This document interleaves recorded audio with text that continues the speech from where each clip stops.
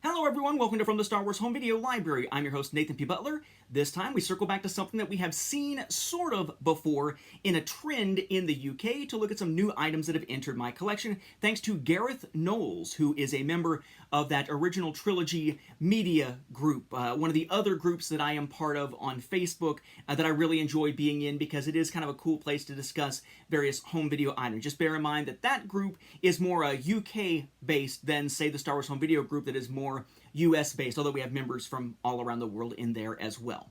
One thing we've seen in the past is this. This was the UK version of the widescreen 1997 VHS set for the special edition. You can tell that it's UK, of course, by the rating here and the rating here.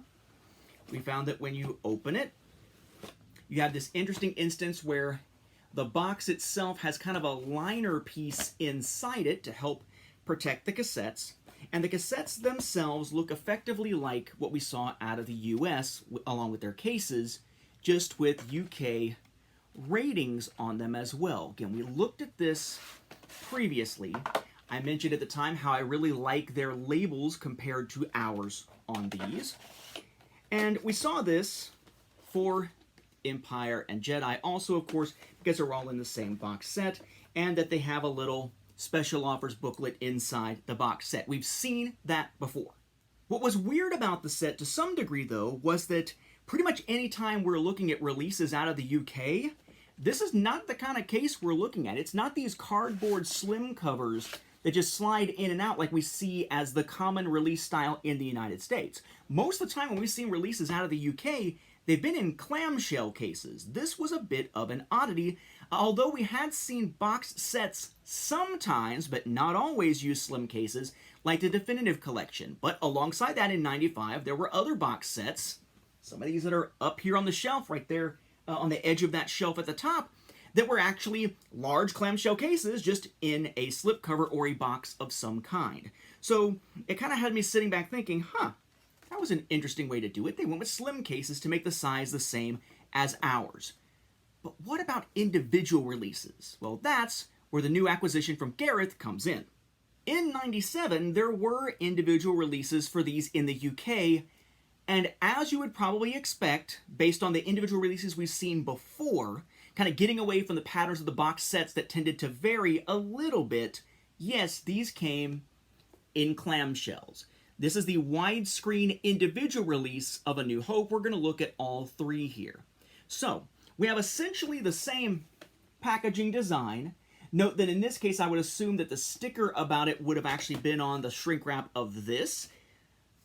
The sticker is actually on the clamshell case here that says, and it's kind of hard to see. I always hated the fact that they had that white text against the silver background, because the way that they do the color gradient makes parts of the letters start to disappear for those, with eyesight like mine. It says new scenes, new sounds, new special effects, plus behind the scenes footage on the making of the special edition, including an interview with George Lucas. So essentially the same content, but given a clamshell. So we have Star Wars Special Edition, the same artwork, rating, widescreen THX stuff, the sticker actually on there, on the spine, widescreen 20th Century Fox Home Entertainment, Star Wars with Special Edition, closed caption logo, THX logo, Lucasfilm, and rating.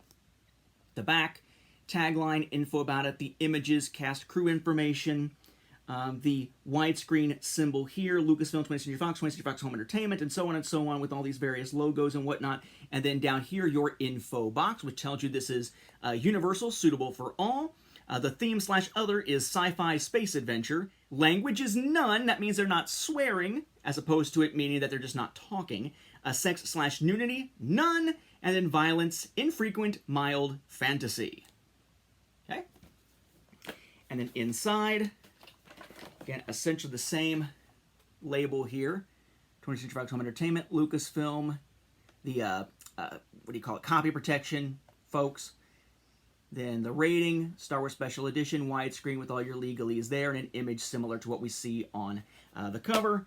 And interestingly, inside these clamshells, they're actually stamped, as some were, some weren't. In this case, stamped, embossed for 20th Century Fox Home Entertainment.